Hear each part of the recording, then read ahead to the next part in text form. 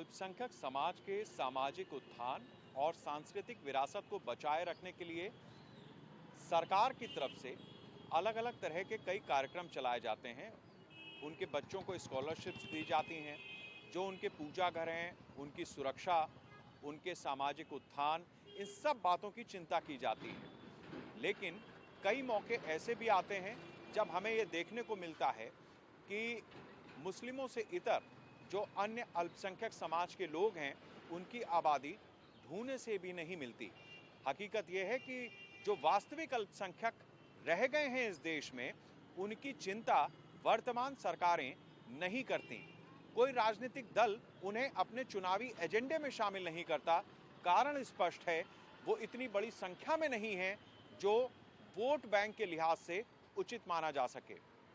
बौद्धों की हालत, सिख समुदाय की हालत, जैन, ईसाई और पारसी इसी व्यवस्था के अंतर्गत आते हैं, लेकिन उनकी न तो कोई पूछ है और न ही उनकी समस्याओं को उठाने वाली कोई पार्टी। हम इन समुदाय के लोगों से ही बात करेंगे और समझेंगे कि वो दरअसल क्या चाहते हैं, किस तरह की समस्याओं से जूझ रहे हैं और 2022 के विधानसभा चुनाव में अपनी मांगों को या अपनी बात को कहने के लिए किसी राजनीतिक दल के पास जाना भी चाहते हैं या कोई राजनीतिक दल उनके पास आना भी चाहता है क्या। अल्पसंख्यकों में बौद्ध समाज भी आता है, लेकिन कितने ही चुनाव बीत गए, क्या बौद्ध समाज के लोगों से कभी किसी राजनीतिक दल ने पूछा कि आपकी समस्या क्या है, आपको क्या चाहिए, आपके सामाजिक और सांस्कृतिक उत्थान के लिए, आपके लिए हम क्या कर सकते हैं। शायद पूछा होता तो खबर बनती, नहीं पूछा है तो ये भी खबर है। हम बौद्ध समाज के लोगों के बीच में हैं। ये बुद्ध विहार है, लखनऊ के रिसालदार पार्क में ये स्थित है। बहुत सारे बौद्ध समाज के लोग हैं। आज हम इस विषय को उनसे समझने की कोशिश करते हैं। हमारे साथ ए.के. नंद जी हैं। नंद साहब, ये बताइए कि बौद्ध समाज अल्पसंख्यक वर्ग में आता है, कभी कोई आया आपके पास पूछने कि आपको क्या चाहिए, आपके समाज को क्या चाहिए? जी, बहुत बहुत धन्यवाद आपको। भारत में हिंदू को छोड़कर शेष सभी अल्पसंख्यक वर्ग में आते हैं, केवल बौद्ध ही नहीं आता है। यहाँ पर जैन हैं, बौद्ध हैं, मुस्लिम हैं, सिख हैं, ईसाई हैं, पारसी हैं। 7 धर्मों की मान्यता है और हिंदू को छोड़कर बाकी सभी अल्पसंख्यक हैं। लेकिन वो अल्पसंख्यकों में जो है बौद्ध धर्म के लोगों को कभी ये जो है नहीं लिया जाता कि ये भी अल्पसंख्यक हैं। और आज भी जो है अल्पसंख्यक का प्रमाण पत्र हमारे लोगों को प्राप्त नहीं होता है। शासन के स्तर से जो है, हर स्तर से जो है उपेक्षा की ही दृष्टि रहती है कि हम लोगों को भी अल्पसंख्यक का लाभ दिया जाए। और दूसरा महत्वपूर्ण कारण ये है कि समाज में जागरूकता का बहुत बड़ा अभाव है। और जागरूकता के अभाव में हमारे लोग स्वयं को जो है जानते हुए कि मैं हिंदू नहीं हूँ, लेकिन वो हिंदू बने हुए हैं। उन्हें हिंदू धर्म की परिभाषा नहीं मालूम है। बाबा साहब ने कहा था, हिंदू वही हो सकता है जिन्हें हिंदू होने का कर्तव्य और अधिकार प्राप्त हो।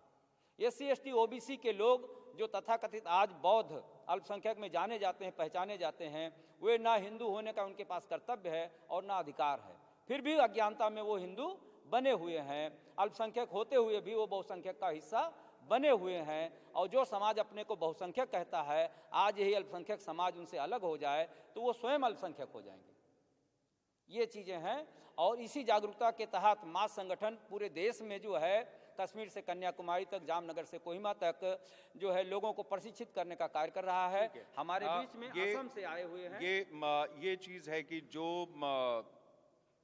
हमारे बाबा साहेब भीमराव अंबेडकर थे, उन्होंने, वो दलित समाज से आते थे, उन्होंने बौद्ध धर्म ग्रहण किया था, उसका अनुपालन किया था। तो बहुत सारा समाज ऐसा है जो अपने आप को दलित समुदाय बौद्ध समाज से जोड़ता है। जहाँ तक रही बात हिंदुओं की, तो इसमें कोई दो राय नहीं है कि बाबा साहेब भी हिंदू थे, उन्होंने बौद्ध धर्म का बाद में ग्रहण किया और उसका पालन किया। समस्याएं किस तरीके की हैं? देखिए, 2022 का चुनाव है सामने, और इस चुनावी मौके पे बहुत सारे राजनीतिक दल वोट बैंक को खींचने के लिए अलग अलग तरह के वादे इरादे करते हैं।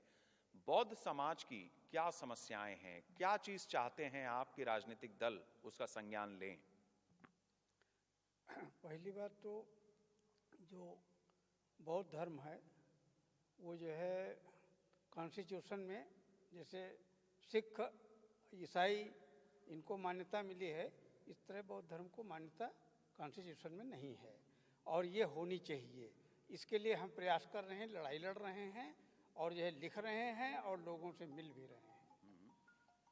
आप बताइए किस तरीके की समस्या है, क्या चाहते हैं आपकी सरकारें या पार्टियां, क्या वादे करें आपसे, क्या आपके लिए करें? बहुत सारे, थैंक यू पहले तो आपको, बहुत सारे बौद्ध संस्थान जो थे जिनको समाप्त कर दिया गया, उनके उत्थान के लिए कुछ कार्य करने चाहिए सरकार को। और मैं समझता हूँ कि बौद्ध साहित्य और सांस्कृतिक जगत इतना सुदृढ़ था, इतना संपन्न था कि जिसको अगर आगे बढ़ाया जाए तो आने वाले दिनों में भारत नहीं पूरे विश्व में भी समता और बंधुता का जो संदेश जाएगा उसको मतलब शब्दों में नहीं कहा जा सकता। तो एक ये भी चीज़ है कि जो समाज के जो मंदिर हैं, जो उनके पूजा घर हैं, उन जगहों को भी विस्तार किया जाए, यही अल्पसंख्यक जो मंत्रालय है उसका काम भी है। आप बताएं, आप क्या कहना चाहते हैं? हाँ, मेरा नाम JL शक्तिराज बौद्ध है और मैं एक संवैधानिक बौद्ध हूँ।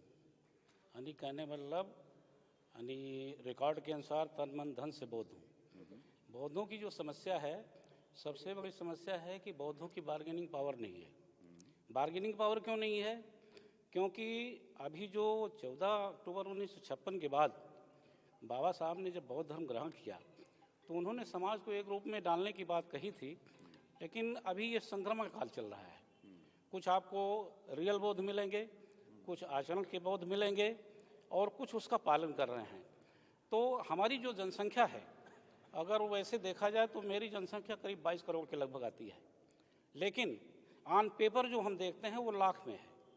हमारी ये जनसंख्या जिस दिन ऑन पेपर आ जाएगी और जब हम करोड़ में हो जाएंगे तो कोई भी सरकार हो, कोई भी राजनेता हो, कोई भी प्रतिनिधि होगा तो वो हमारे सामने अपने आप आ जाएगा और इनके बारे में वो सब कुछ सोचने लगेगा जो इनको मिलना चाहिए। ठीक है, आप बताइए कुछ, आप भी कहना चाहते हैं? असम से आए हैं, गुवाहाटी से। नमो बुधाय, मैं असम से हूँ। अगर माना जाए तो हम प्राचीन बौद्धों का वंश परंपरा से एक है असम में, जो अशोक काल से भी पहले से हम लोग बौद्ध हैं। तो मेरा कहना ये है कि बौद्धों का समस्या तो बहुत है, सारे लोग ने, हमारे बुजुर्ग ने बताया। तो मेरा कहना है अभी देश के जो बड़े बड़े नेता लोग हैं चाहता है कि देश विश्व गुरु बने, तो विश्व गुरु कैसे बनेगा? तो मेरा कहना यह है कि गौतम बुद्ध का जो शिक्षा है, जो शिक्षा को दफनाया गया बहुत दिन पहले से, तो उस शिक्षा को बढ़ावा देना होगा। गौतम बुद्ध का जैसे कि बहुत पहले आपको तक्षशिला, नालंदा, विक्रमशिला, उज्जैनी जो विश्वविद्यालय थे, उसी तरह अगर हम हर राज्य में, हर मोहल्ला में, हर स्तर पर अगर हम बौद्ध शिक्षा को समाज में आगे बढ़ने के लिए बढ़ावा दे, देश इसके लिए काम करे, समाज इसके लिए काम करे। बुद्ध ये नहीं कहा कि हम एक समाज है, हम कुछ 4-5 लोग को लेके चलेंगे, नहीं। बुद्धों ने कहा भवतु शब्द मंगलम, सबका मंगल होने के लिए उन्होंने काम किया। बुद्ध ये नहीं कि ऐसी सिर्फ कि प्राणी जगत का सुखी हो, बुद्धों का जीव जगत, प्राणी, कीट पतंग सबको सुख होना चाहिए। तो ये मतलब वैज्ञानिक, मतलब विज्ञान भी मीन्स ए साइंटिफिक थिंकिंग। बुद्ध का जो शिक्षा है ए साइंटिफिक थिंकिंग। बुद्धों का जो थ्योरी है कॉजेशन, हाँ, जैसे कि आपका Einstein theory of relativity and Buddhist theory of causation, ये समाज में जितना भी घटना घट रहा है उसका पीछे कुछ ना कुछ कारण है। ये कारण जानना, उस कारण जो जानने के लिए हमें एक शिक्षा मिलना चाहिए। जैसे बुद्ध ने मोहानिना सूत्र में कहा पतिच्च समुपपाद, डिपेंडेंट ऑन एराइजिंग और डिपेंडेंट ऑन ओरिजिन। मतलब ये जो बुद्ध का जो शिक्षा है, आप बड़े बड़े लोग जैसे साइंटिस्ट को देखिए, बड़े बड़े लोग को देखिए, आप नेताजी सुभाष चंद्र बोस को देखिए, स्वामी विवेकानंद को देखिए, रविन्द्रनाथ टैगोर को देखिए, हम आसाम के बहुत बड़े बड़े लोग को देखिए, बुजुर्ग साइंटिस्ट लोग को देखिए। इन लोग का जो चिंताधारा जो है बुद्ध का शिक्षा से जुड़े हुए हैं। तो मेरा कहना यह है कि हमें कुछ क्या करना है, हमें देश को, समाज को आगे ले जाना है। अगर देश और समाज को आगे ले जाना है तो जो वास्तविक रियलिज्म शिक्षा है, जो वास्तविक शिक्षा है, उसको समाज के हर बच्चा को, हर गांव में, हर कोने में, हर मोहल्ला में उसको ले जाना। वो काम कौन करे? समाज के हर आदमी को करना होगा, लेकिन उसके समाज के हर आदमी का काम करने के लिए उसके वातावरण कौन पैदा करेगा? सरकार को इस वातावरण पैदा करना। ये वातावरण सरकार को पैदा करना पड़ेगा। ये भी आपसे जानना चाहेंगे कि जैसे बच्चों की शिक्षा है, हाँ, अस्पताल हैं या स्वास्थ्य सेवाओं को लेकर के और भी जो चीज़ें, उसके लिए अल्पसंख्यकों के लिए खास तौर के प्रावधान होते हैं, सरकार की तरफ से किए जाते हैं। क्या आप लोगों को भी इस तरीके की कोई सुविधा मिली है या फंड मिलता है? नहीं सर, ऐसी कोई सुविधा हमें नहीं मिली है और ऐसा कोई फंड भी हमको नहीं मिलता है। और ये हमारा संवैधानिक राइट है, और जो संविधान में दिया हुआ प्रावधान है, राज्य के नीति निर्देशक तत्व की बात आप कर रहे हैं, क्योंकि आप एक अच्छे पत्रकार हैं, इसलिए आपने शिक्षा के बारे में, बच्चों की शिक्षा के बारे में पूछा। ये बहुत महत्वपूर्ण बात है सर, क्योंकि बच्चे ही हमारे कल के भविष्य हैं और उनकी शिक्षा के लिए हमें चिंता है। और हम सरकार से निवेदन करते हैं कि बच्चों की शिक्षा का और मध्यम वर्गीय बच्चों की शिक्षा का, हाई एजुकेशन का शिक्षा का विशेष ध्यान दिया जाए। और हम अल्पसंख्यक नहीं, जिस प्रकार सभी धर्म हैं बिल्कुल उसी तरीके से हम हैं, क्योंकि हम बुद्ध को फॉलो करते हैं। और बुद्ध जो है प्राचीन हिस्ट्री से लेकर, अगर आप जहाँ से साक्ष्य को पाते हैं वहाँ से बुद्ध को पाते हैं। तो हम चाहते हैं कि हमारी सरकारें बौद्ध कोड बिल के लिए हमें लिए जो है प्रयास करें। हम चाहते हैं कि हमारा भी एक बौद्ध कोड, जिसे हिंदू कोड बिल है, कोड बिल की बात बाबा साहब ने कहा, फिर उसके बाद जो है और सारे मुस्लिम का भी एक है, मुस्लिम विधि है। तो मैं चाहती हूँ कि एक बौद्ध कोड बिल हो, जिससे कि हम जो है, जो भी हैं, वो हमारा मैप पर आए, हमारा एक लिटरेचर आए, हमारा एक अपना जो है आइडेंटिटी अच्छे। क्योंकि जब हम अपने इंडिया से बाहर जाते हैं तो हम कहते हैं कि हम बुद्ध की धरती से आए हैं, लेकिन हम यहाँ बुद्ध की धरती पर होते हुए हम एक जो है एक अपना जो है अपना बौद्ध कोड बिल के लिए हम सरकार से निवेदन कर रहे हैं। ठीक है, तो ये आपने सुना। दरअसल अल्पसंख्यक मंत्रालय या अल्पसंख्यक आयोग जिन उद्देश्यों के साथ बनाया गया, वो समाज, अल्पसंख्यक समाज के एक हिस्से के पास तो पहुंच रहे हैं, उनके लोगों का प्रतिनिधित्व भी है उस आयोग में, उस मंत्रालय में, लेकिन बाकी के जो वर्ग हैं, जो समाज हैं, चाहे वो बौद्ध हों, सिख हों, जैन हों, पारसी हों, ईसाई हों, इनके प्रतिनिधित्व का न सिर्फ अभाव है, बल्कि उन उद्देश्यों से जिसे लेकर वो मंत्रालय आयोग बने, कोसों दूर है ये समाज। महात्मा बुद्ध हैं, हिंदू, बौद्ध, आप इसमें पढ़ना चाहें तो पढ़ते रहें, लेकिन हकीकत यह है कि महात्मा होने से पहले बुद्ध भी एक राजा थे, वो प्रजापालक थे, और उसके बाद उन्होंने विश्व कल्याण की बात की और महात्मा बने। ये भारतवर्ष बुद्ध की धरती, राम कृष्ण शिव की धरती, इसी से इसकी पहचान है। हकीकत यह है कि जो इसके अनुयायी हैं वो सारे के सारे अल्पसंख्यक जो इनसे ताल्लुक रखते हैं और अल्पसंख्यक वर्ग में आते हैं, उनकी बातें आपने सुनी हैं। जाहिर सी बात है कि राजनीतिक दलों को वोट बैंक के लिहाज से नहीं, समाज के लिहाज से सोचना होगा। जो पार्टियां देश और समाज की बात करती हैं, उन्हें भी अपने मैनिफेस्टो में इनकी बात लानी पड़ेगी।